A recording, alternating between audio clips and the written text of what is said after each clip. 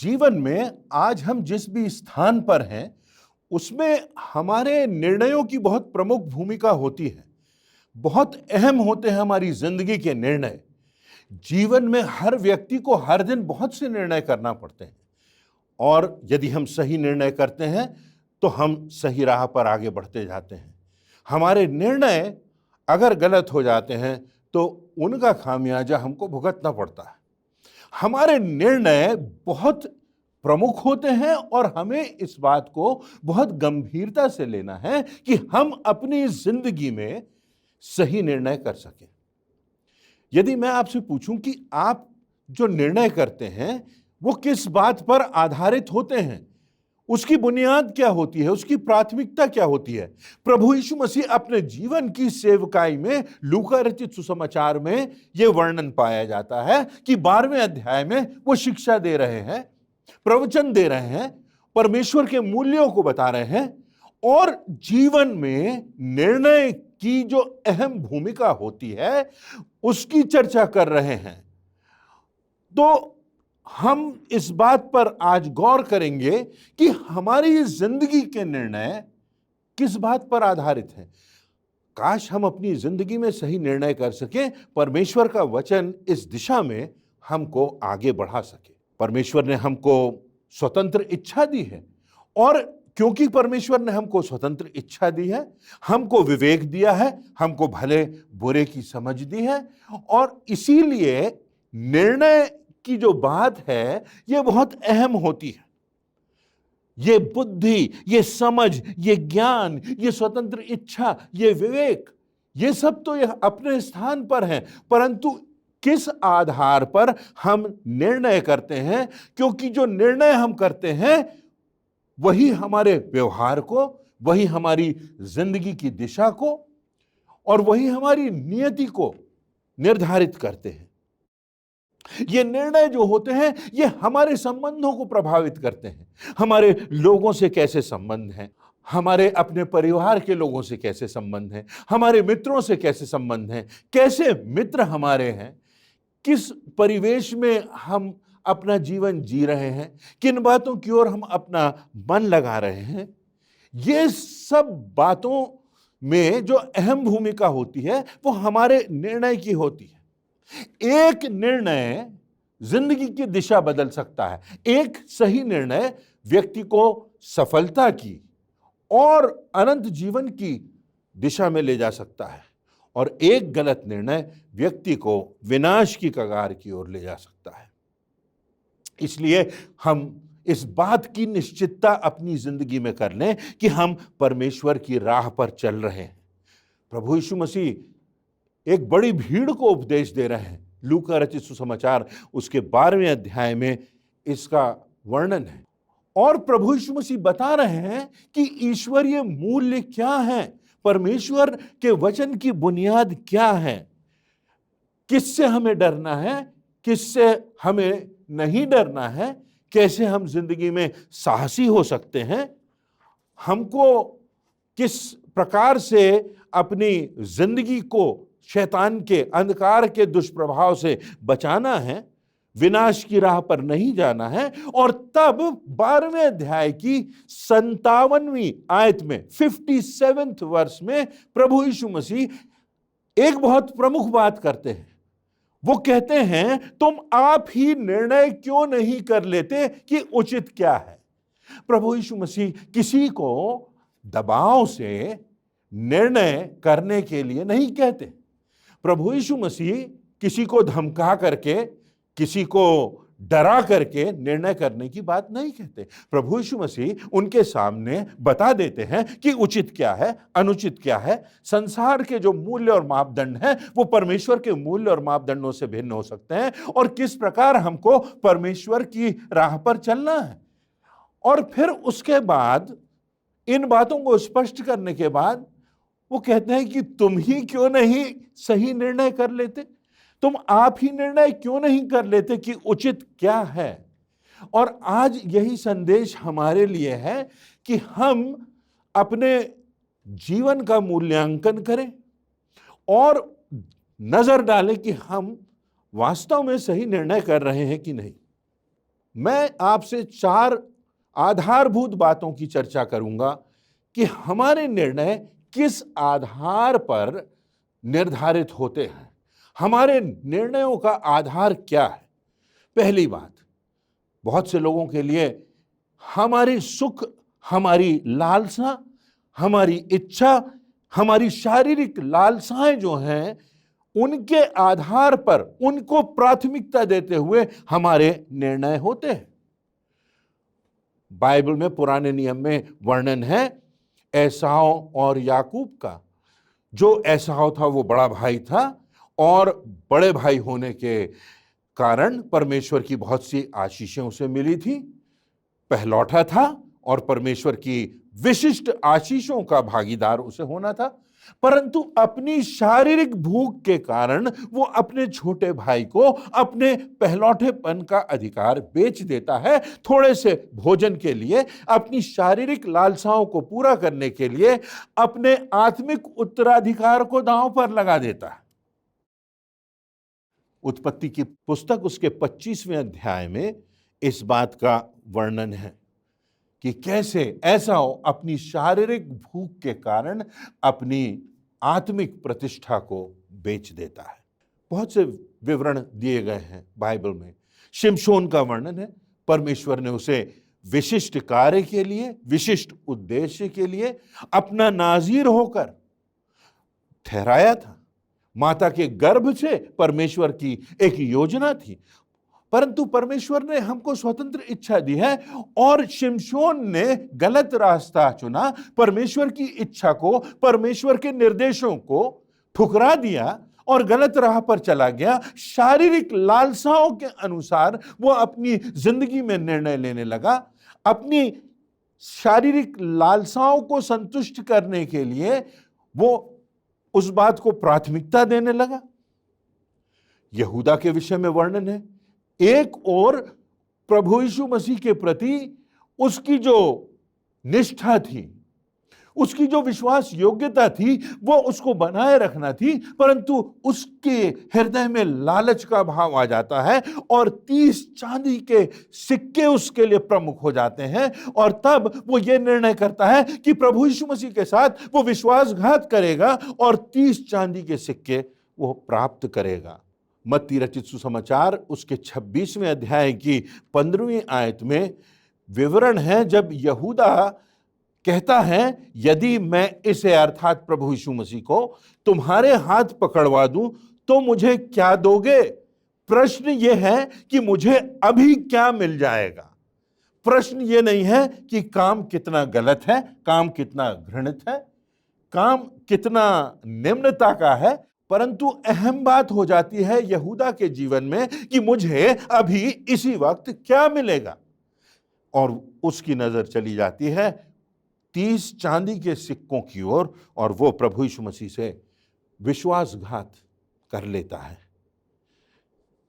प्रारंभ में भी हम यदि देखें तो आदम और हवा, एक और परमेश्वर का आदेश है कि इस फल को ना खाना, और दूसरी ओर उनके सामने फल है जो देखने में बड़ा आकर्षक है, जो खाने में स्वादिष्ट है, और शैतान का झूठ उनके मन में समा जाता है और तब वो अपनी शारीरिक लालसाओं के आधार पर ये निर्णय करते हैं कि परमेश्वर की आज्ञा को वो ठुकरा देंगे और वो परमेश्वर की बात की अवहेलना कर देते हैं और तब पाप का उद्गम हो जाता है।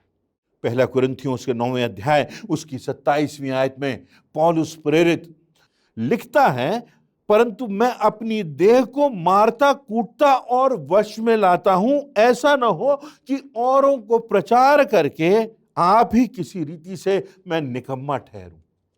मैं कितना भी बड़ा काम करूं, मैं कितना भी बड़ा प्रचारक हो जाऊं, मेरा कितना भी बड़ा नाम हो जाए, मैं कितना भी कष्ट परमेश्वर के नाम से सहता रहूं, मेरा दूर दूर तक नाम हो जाए, ये बात अपनी जगह है, परंतु फिर भी उसके लिए मुझे अपनी शारीरिक लालसाओं को वश में लाना पड़ता है ताकि मैं किसी रीति से निकम्मा ना ठहरूं, परमेश्वर की दृष्टि में अयोग्य ना गिना जाऊं। इसलिए एक संत के समान जीवन जीने वाला व्यक्ति, एक महान प्रचारक, एक महान योद्धा, एक परमेश्वर का महान सेवक कहता है कि मुझे अभी भी अपनी देह को संभालना पड़ता है, मारना कूटना अपने वश में लाना पड़ता है ताकि मैं परमेश्वर की राह पर चल सकूं। तो क्या हमारी जिंदगी के निर्णय इस बात पर निर्भर है कि हमारी शारीरिक लालसाओं की संतुष्टि होती रहे, हमारी शारीरिक लालसाओं की, हमारी अपनी इच्छाओं की, जो बातें हमको सुखद लगती हैं, जो बातें हमारी देह को सुखदाई लगती हैं, उनके आधार पर हम निर्णय करें?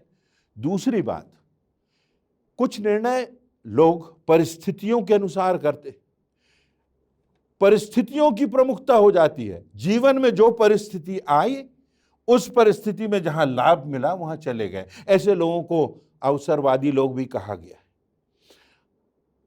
जीवन में महत्वाकांक्षी होना तो ठीक है, पर अति महत्वाकांक्षी होना खतरनाक हो जाता है।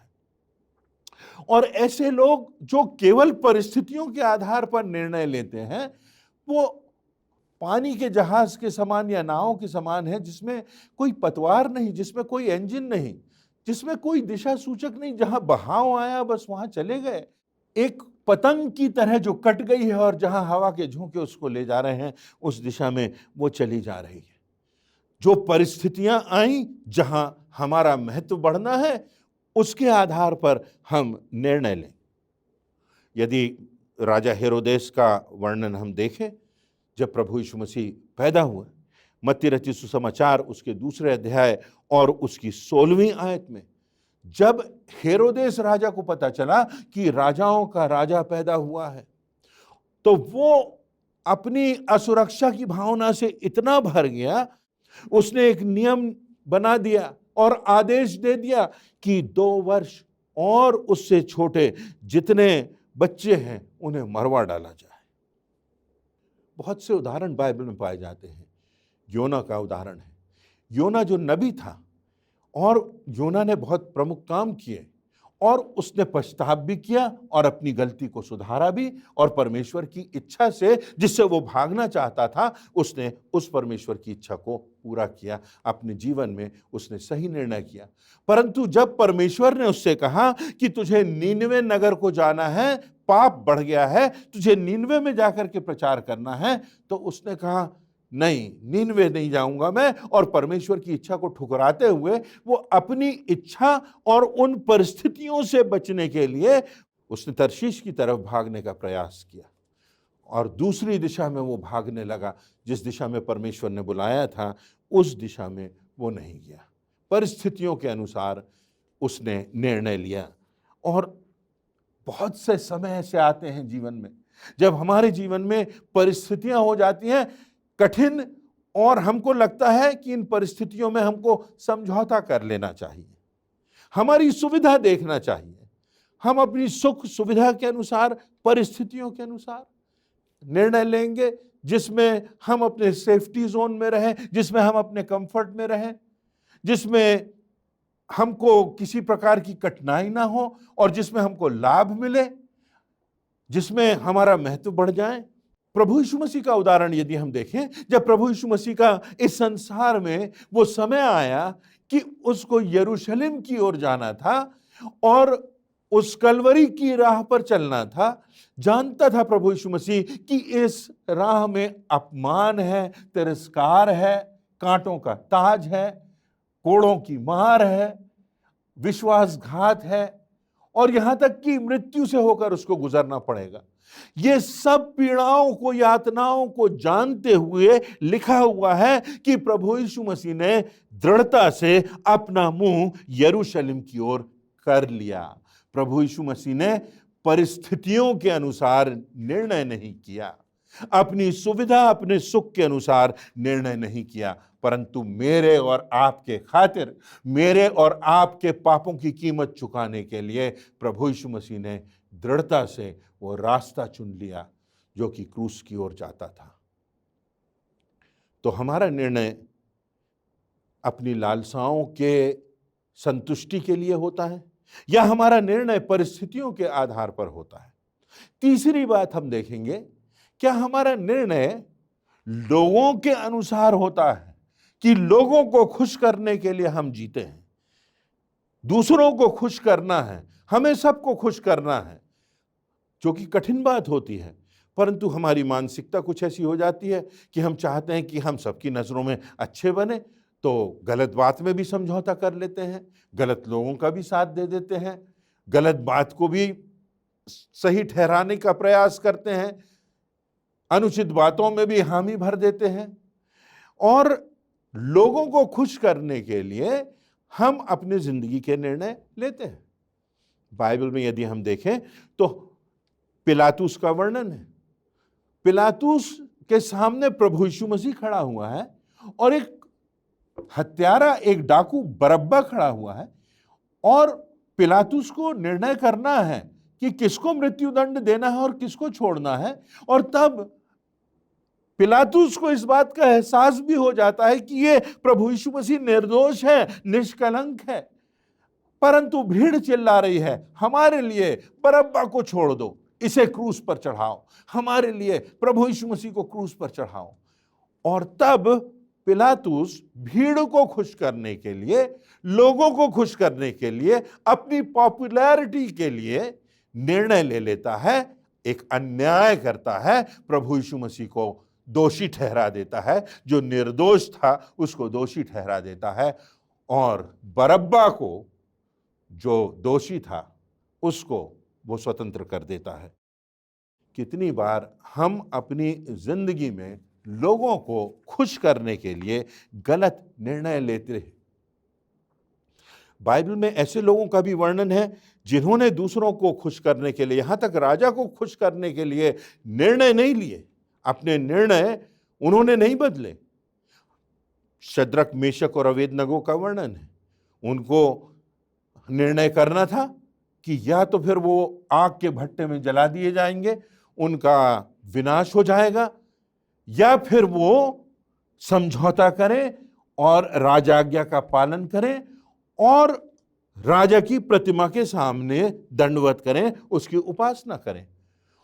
तो उन्हें निर्णय करना था कि वो राजा की उपासना करें या परमेश्वर ने, जो सृष्टि करता है, जो जीवन दाता है, जो हमारा जीवित परमेश्वर है, उसकी उपासना करें। उन्होंने निर्णय किया कि हम परमेश्वर को प्रसन्न करेंगे, इसके बदले में हमारे शरीरों को जला दिया जाए, जिंदा हमारे शरीरों को जला दिया जाए, हम राख हो जाएंगे, परंतु हम परमेश्वर को नाराज नहीं करेंगे। इस राजा की प्रसन्नता के लिए हम झुकेंगे नहीं। प्रभु यीशु मसीह के सामने कठिन परिस्थिति थी। प्रभु यीशु मसीह के सामने शारीरिक और आत्मिक यातनाओं का समय था और तब प्रभु यीशु मसीह मानसिक यंत्रणा से गुजरता है।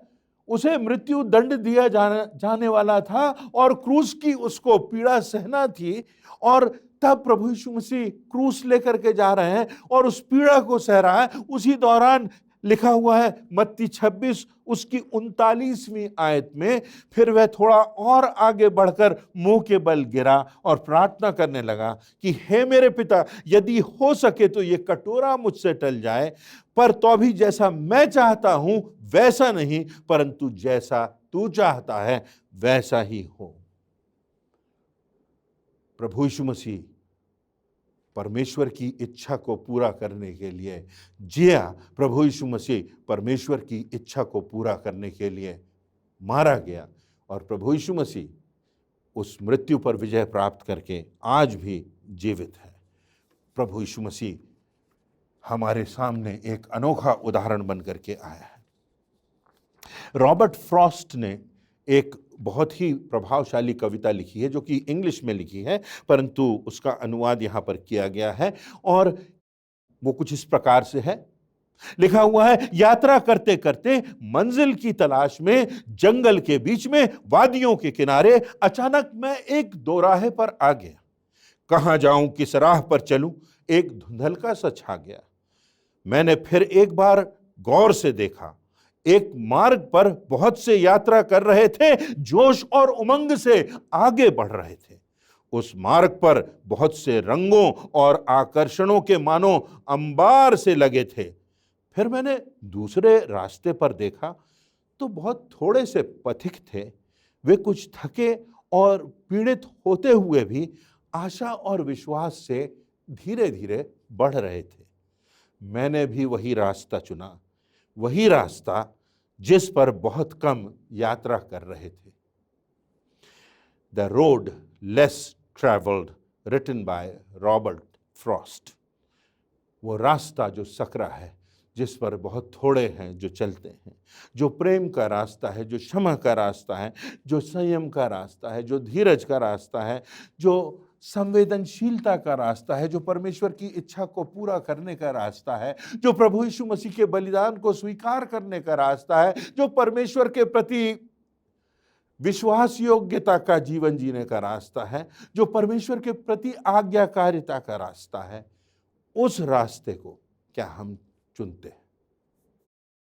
क्या हम अपना जीवन परमेश्वर के वचन के अनुसार जीते हैं?